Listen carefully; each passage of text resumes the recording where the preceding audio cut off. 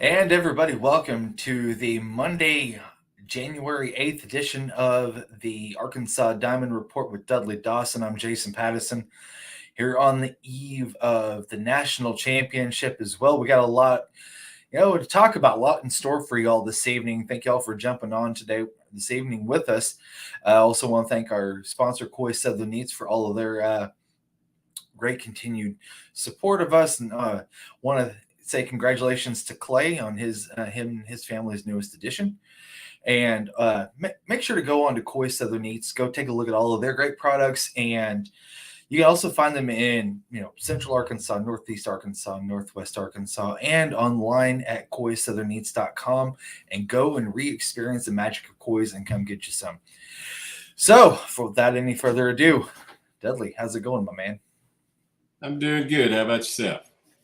I'm doing good. We were just talking about it just before we come on here. I started a new gig that we teased about a little bit, talked a little bit with Marty, and then uh, started this weekend working with KNWA.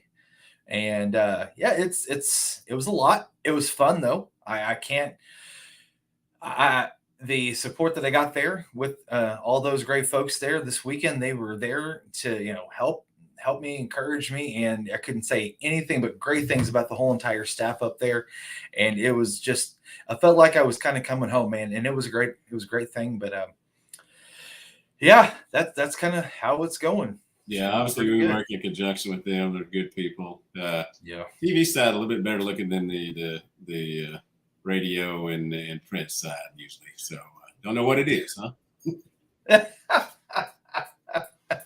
Man, I'm telling you, I walked into that control room and I was a little intimidated. I thought, oh my God, I don't want to hit the wrong button because it would be me that would screw it up. And that's the first thing that I did not want to have happen.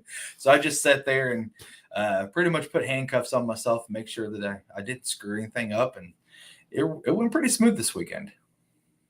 Yeah, it's like I said, it's a good crew, and obviously a lot of things happening this weekend. The Razorbacks jumped from like 20th to 9th in the portal rankings with the three people they picked up. Yep. Uh, I guess they're waiting on a couple more. We'll see what happens with that. Yeah, I'm telling you. There was a big old blowout yesterday in Bud Walton Arena. Mm. No Tahlia Scott, and quite frankly, they didn't need her yesterday.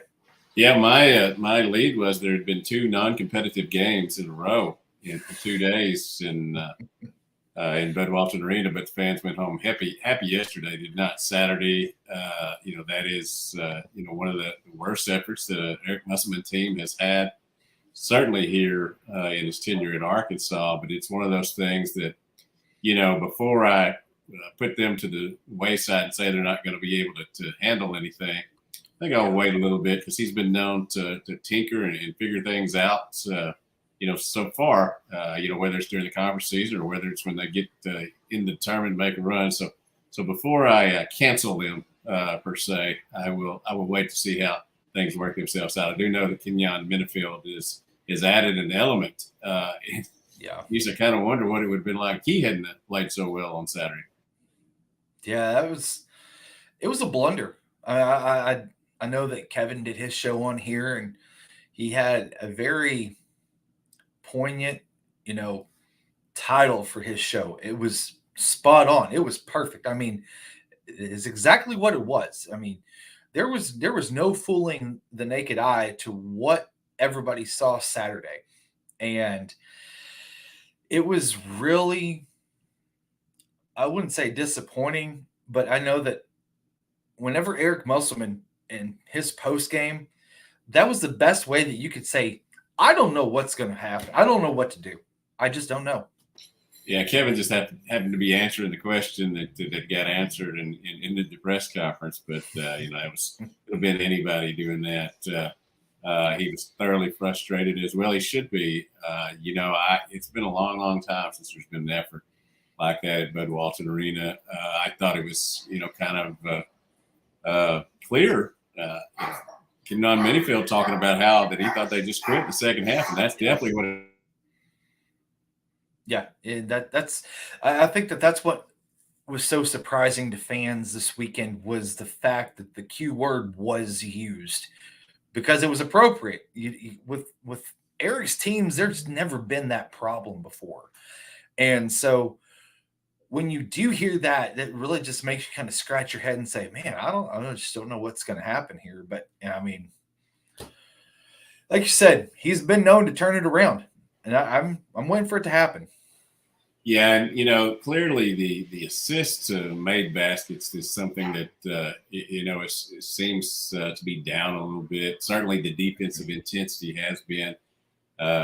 Saw one meme today where there was a line for offense, a line for defense, and it had Arkansas players. There wasn't very many in the defensive line, and I think that's been adequate. So accurate so far. I have been calling on various platforms for somebody to get hammered going to the when they go and get layups, and that certainly happened. But I think it got a little overly aggressive there, obviously in the corner with the Chandler Lawson and all that, and Auburn kind of fed on that.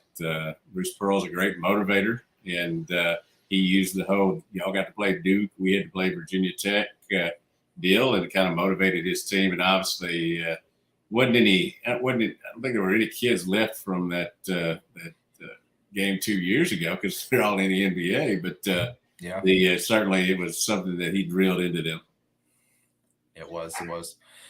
Going back to the game yesterday, I was listening to Phil on the way into work, and I'm telling you, man, it just seemed like everything Arkansas did was right. I felt like there was nothing that Georgia could have done to really get out of try to put a stop to that freight train that was going downhill for Arkansas. It just seemed like there was nothing they could do to answer what Arkansas was doing. Yeah, it started with Michaela Daniels, who's the oldest Razorback and the most experienced one. She started more games than anybody in Arkansas history. That says a lot about what she's been able to accomplish. And she came out and sandwiched a couple of new fashion three-point shots around an old-fashioned three-point play, got that 9-2 lead, and then it just kept going. And if you look inside the numbers, they certainly were great from the free throw line. Were not necessarily dominant, in the field goal. I think they ended up shooting 37%, all. But they're early when they needed confidence after coming from Kentucky and having not been able to throw it in the ocean if they were standing on the beach. It was good for them to see some shots go down. I give Michaela a lot of credit for it. She came out, and then the rest of them started getting going. And ho-hum, Sailor Poffenberger with 17 more rebounds, just keeps adding that up. And interestingly, her brother is transferring from Albany. He's the quarterback at Albany. He's transferring to the University of Miami for the Hurricanes. So should be an interesting development. You're going from certainly one part of the country with some type of weather to another one, and certainly the difference in the in the football programs. But sound happy for him. That seems like a great family, and she's overcome a lot of adversity in her life, and she just, people are getting out of the way now on rebounds. You can see it. The opponents are getting out of rebounds because she's coming and they know it. Yep. Yeah. Arkansas started the game shooting 9 of 10 from the free throw line. And I felt like that was just more of a confidence builder for them as they started to navigate through that second quarter, where they were able to open up that 21 point lead and get into halftime knowing that really one more quarter, you put your foot on their neck and be done with it. And I know that Coach Neighbors has had, some blunders here in the fourth quarter, in preseason, or I should say not preseason, but non-conference season, where they have squandered large leads. But yesterday, it felt like it was almost like a different team because instead of giving it up, they kept building on it. Yeah, and you just never know what's going to happen on a certain night. The key thing is they played with effort and didn't play with nerves. That happens when you're at home. I think that was one of the things he kind of questioned in that first half. Their shot selection, they passed up some shots and three-pointers that Kentucky they should have taken, even though they went over 13, and they passed up some drives for the three-point shots. I think their shot selection was, intriguing, I think is a word he used. It's certainly a big game for them coming up with Mississippi State, another home game. You certainly didn't want to be 0-2. You got that win now. You can put yourself in good shape. If you'll go and win it at home on Thursday night at the ungodly hour, tip time of 8 p.m. Both of the Razorbacks play Wednesday night at 8 in Georgia, and obviously what used to be called the Lady Razorbacks, the Arkansas women, will play at 8 here at Bud Walton Arena. So, got a chance to be 2-1. Mississippi State has been a good team, but they are 0-2 in non-conference play. Certainly can't fault them for that last game where they, got ran by South Carolina just like everybody else does. Yeah, it seems like since Vic Schaefer left Mississippi State, they really haven't been the same since. True, yeah, he's a good dude. He's been a really good coach, and at obviously various places. And it'll be interesting because obviously former Razorback Aaron Farnham is plays for Mississippi State. So. Yep. Well, I'm going to switch gears here for just a minute. Tomorrow, we've got a press conference with Coach Deifel, 1:30, I do believe, kind of giving us a little bit of an overview of what to look forward to, because as of today, we are exactly 30 days out from Razorback softball. Yeah, 5. They'll open the season with 5 straight tournaments. I think it's 10 games on the road, then 16 at home in those tournaments. They're just about to get practice started back up now that they'll be back in school. A loaded lineup. Looking forward to it. Be glad to hear, just kind of some thoughts from her on, again, how the fall went, what she's thinking going into the season. As you said, it'll be here quickly. The men will follow, I guess, 7 days after that. So, yep. This diamond report, we'll start talking more about things on the diamond because there will actually be going on. Well, and, I was kind of thinking about it too whenever I was looking at, the spot that you have on Hogville is the Diamond Report. Mm-hmm. And I know you cover Lady Razorbacks, but the way I always looked at it was, diamonds are a woman's best friend anyway. Yeah, and usually there's a diamond behind me. If it's not Christmas or whatever, this is at near Pebble Beach. They're in California, so really like that. I would like to take some batting practice there. Yeah, you always, whenever you get into a place like that, the first thing that always pops into my mind is like, okay, can I hit the ocean? That's the first thing. Can I hit the ocean? Yes, well, definitely. And I've got the whole Elton John glass thing going on today, so it fits in with the grass back there. So that was going to be my background today, especially since the Celtics are playing. I have the Celtics shirt on, the NBA best record at 28-7. Albeit Mr. Tatum is load managing tonight as they play Indiana again. Yeah, I was going to say, because with the way that Boston's kind of tearing through the first half of this season, it's been kind of a nice go for you here lately. Yeah, and what's interesting, they're on a stretch right now where they're playing 5 games in 7 days, and then after that, even though they have the NBA's best record, they have the NBA's softest schedule from that point on because they've played so many great teams ahead of time. They do have Bobby Portis in Milwaukee on Thursday after a game on Wednesday as well. So like I said, 5 games in 7 days. So it'll stretch them a little bit, but you always see Tatum out, ankle management or Kristaps Porzingis. They've done a really good job at rotating those guys, keeping them fresh, but still be able to have a very good lineup in there. When all 5 starters have been there, they're 17-0. So that makes a Celtic fan feel good. Yeah, I mean, that's something you're going to want to see, whenever it comes in April. You still want to have fresh legs because basically from April till whenever the finals start, that's a hell of a grind because you're looking at 2 solid months. If you keep advancing, that's a solid grind that, it just takes a huge toll on your body. Yeah, 82 games, and if you play every one of them, then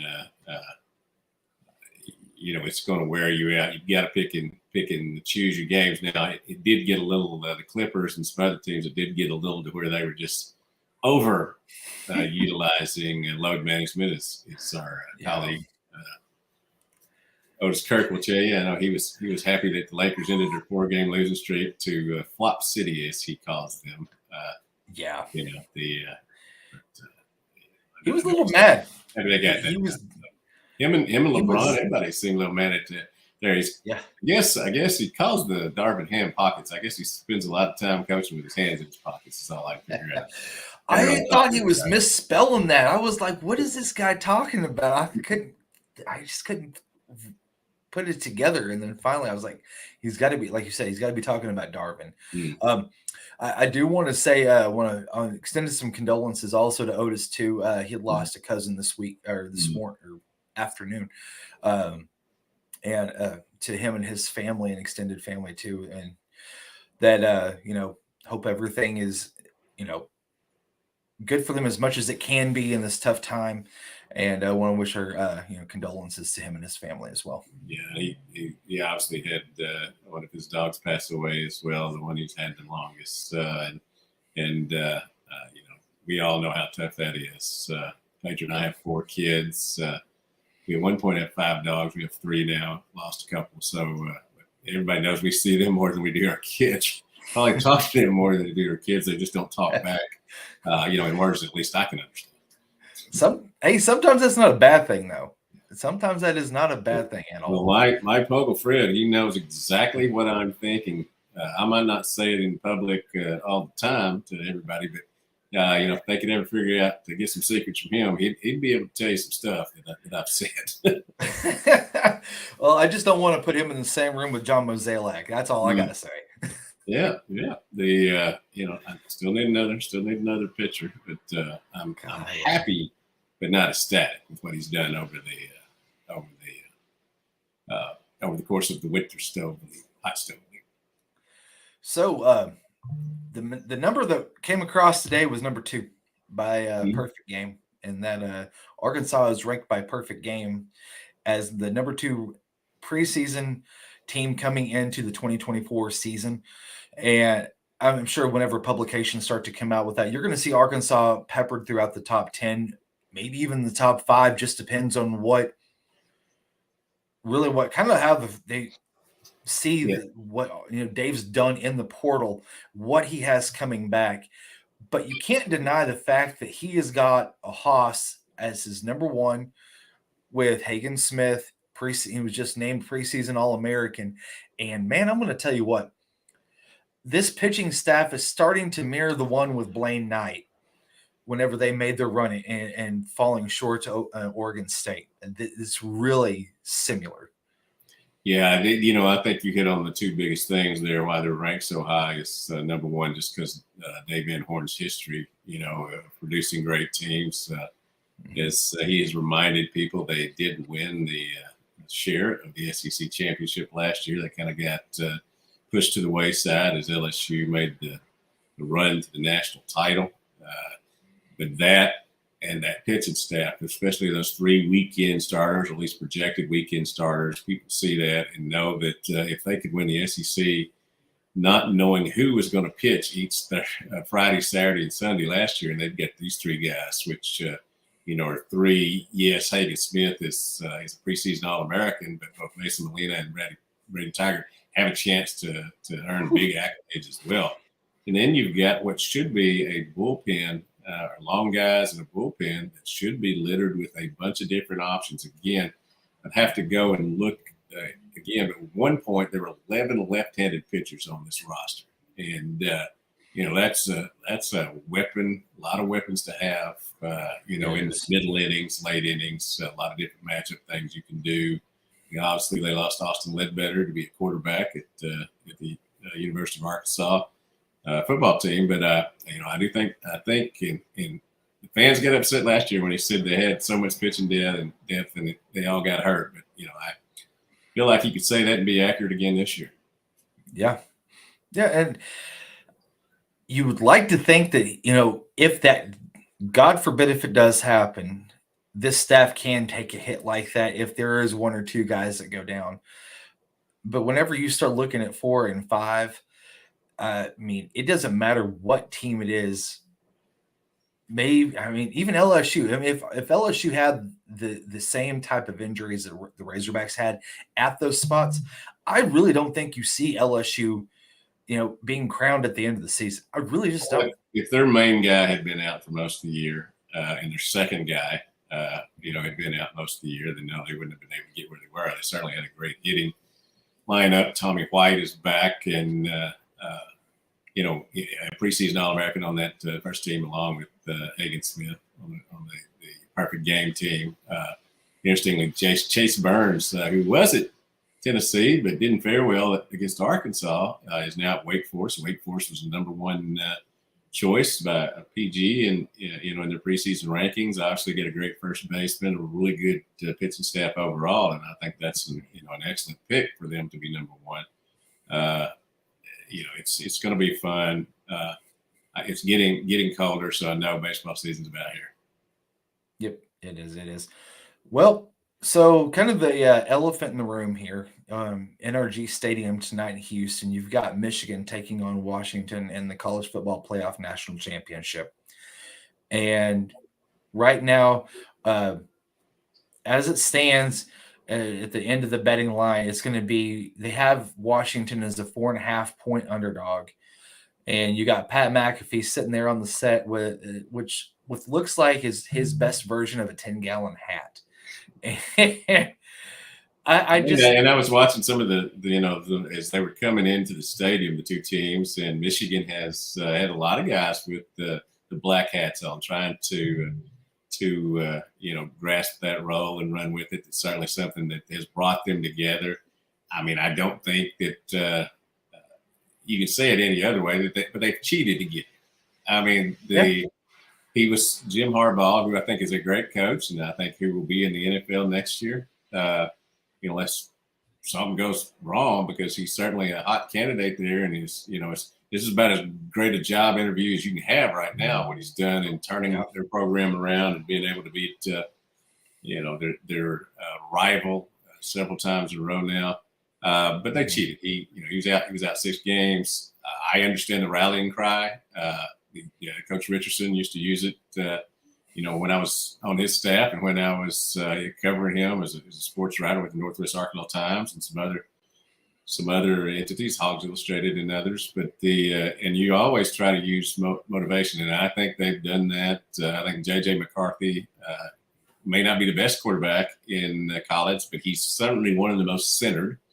Doing his yoga and stuff there on the under the goalpost tonight, he visualizes a lot of things. I give him a lot of credit. I think I said last week the young man who made the catch, who made what would have been a block that would never have allowed him to come back in the state of Michigan and be heralded, and come and made 2 catches, including the tied touchdown. Got to give them a lot of credit. And Blake Cromer started. He came in looking just that like that right out of Yellowstone as well. So it's pretty interesting. A lot of Duttons that looked like walking in there tonight. I'm going to tell you, I really hope that show does come back for the final half of that. I know that they're going to start filming it here pretty soon. Hopefully, we'll be out by the end of this year, maybe first of next year. So we'll have to see. I want to put this out there really quick that the College Game Day crew just gave Michigan the kiss of death. All of them picked them? No, all of them but one. McAfee was the Lone Ranger on that, but everybody else picked Michigan to win. You mean Desmond Howard picked Michigan to win too?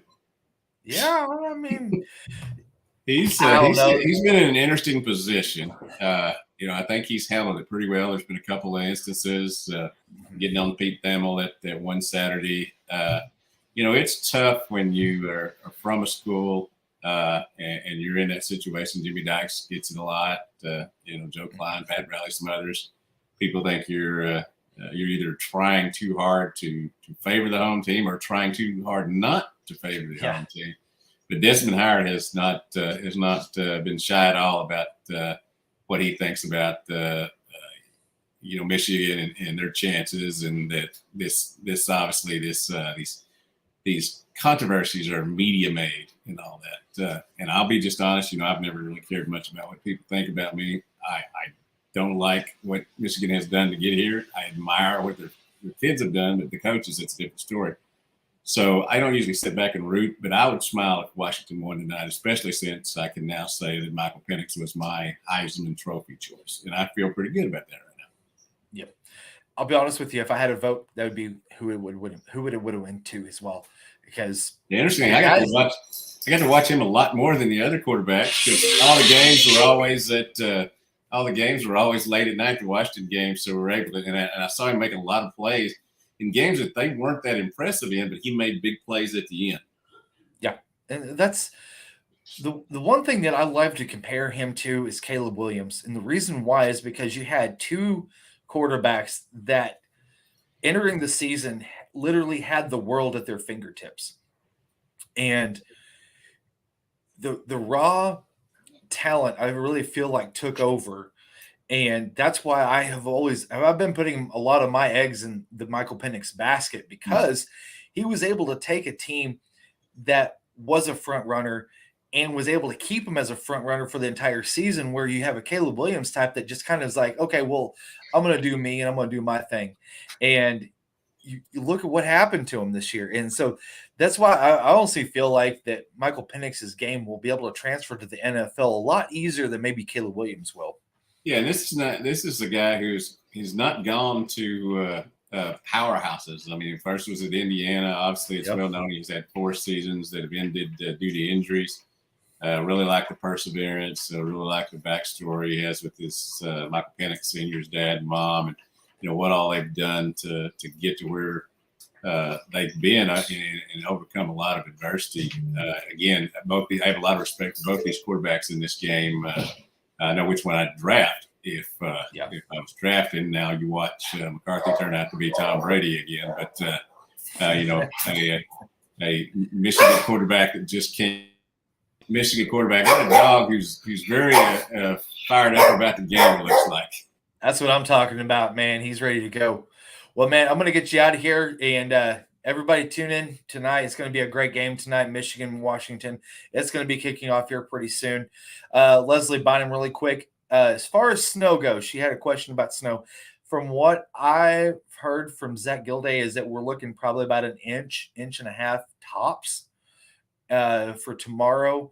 You might get a little bit more on Friday, but for tomorrow, I don't think it's going to be too much. So I wouldn't quite bank on the whole school closings thing and debacle that a lot of towns here in Northwest Arkansas had to kind of navigate through on Friday. So my day's all lined up anyway. 1:00 softball press conference, 1:30 women's basketball press conference. So we'll have plenty to do inside. There'll be no need to go outside tomorrow. I was going to say, man, you're going to be busy. Busy tomorrow. Well, for Dudley, myself, Jason, I want to say, tell you all to take care, and we will see you all next week. This has been the Arkansas Diamond Report with Dudley Dawson. And for Jason Patterson, y'all take care and have a great night. Sounds good.